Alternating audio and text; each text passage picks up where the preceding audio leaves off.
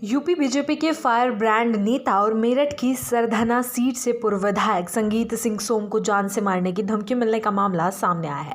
बताया जा रहा है कि उन्हें बांग्लादेश से धमकी भरे कॉल और मैसेज भेजे गए हैं। इस मामले को लेकर संगीत सोम की ओर से पुलिस में शिकायत दर्ज करवाई गई है, जिसके बाद सुरक्षा एजेंसियां सतर्क हो गई हैं और पूरे प्रकरण की गंभीरता से जांच की जा रही है। संगीत सोम के अनुसार धमकी भरे कॉल और संदेश उनके निजी सचिव चंद्रशेखर सिंह के मोबाइल नंबर पर आए। शिकायत में बताया गया कि 5 जनवरी की सुबह एक अनजान नंबर से कॉल आया, जिसमें कॉल करने वाले व्यक्ति ने भद्दी भद्दी गालियां देते हुए संगीत सोम को जान से मारने की धमकी दी। कॉलर ने न केवल हत्या की धमकी दी बल्कि बम से उड़ाने जैसी बातें भी कही। शिकायत के अनुसार कॉल करने वाले ने खुद को बांग्लादेशी बताया और कहा कि वो संगीत सोम और उनके पूरे परिवार को खत्म कर देगा। पुलिस को दी गई शिकायत में यह भी उल्लेख है कि आरोपी ने फोन पर कहा कि वो संगीत सोम को जल्द ही जहन्नुम पहुंचा देगा। इसके साथ ही आरोपी ने भारत के समाचार चैनलों को भी बम से उड़ाने की धमकी दी। कॉल के दौरान लगातार गाली गलौज की गई और कॉलर ने यह भी कहा कि उसका कोई कुछ नहीं बिगाड़ सकता।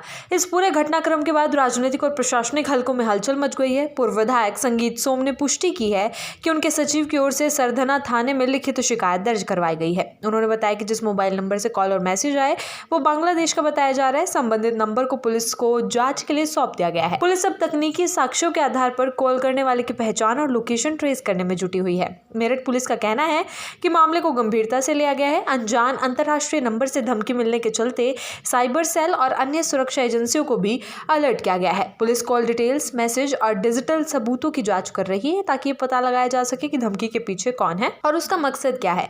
फिलहाल संगीत सोम की सुरक्षा को लेकर भी एहतियाती कदमों पर विचार किया जा रहा है। धमकी की खबर सामने आने के बाद संगीत सोम के समर्थकों में आक्रोश देखा जा रहा है। समर्थकों का कहना है कि इस तरह की धमकियों से नेता की आवाज को दबाने की कोशिश की जा रही है। वहीं संगीत सोम ने स्पष्ट कहा है कि वे इन धमकियों से डरने वाले नहीं हैं। उन्होंने कहा कि वे सनातनियों के हक की बात करते रहेंगे और किसी भी दबाव या डर से पीछे हटने का सवाल ही नहीं उठता। गौरतलब है कि हाल के दिनों में संगीत सोम अपने बयानों को लेकर लगातार चर्चा में रहे हैं। उन्होंने बांग्लादेश में हिंदुओं पर हो रहे कथित अत्याचारों को लेकर खुलकर बयान दिए थे और इस मुद्दे पर सरकार और अंतर्राष्ट्रीय समुदाय का ध्यान आकर्षित करने की कोशिश की थी। इसके अलावा उन्होंने अभिनेता शाहरुख खान को लेकर भी टिप्पणी की थी, जिसको लेकर राजनीतिक और सामाजिक स्तर पर काफी बहस देखने को मिली। इन्हीं बयानों के बाद से उनके खिलाफ माहौल गर्म बताया जा रहा है। इस पूरे घटनाक्रम के बीच एक और राजनीतिक प्रतिक्रिया सामने आई।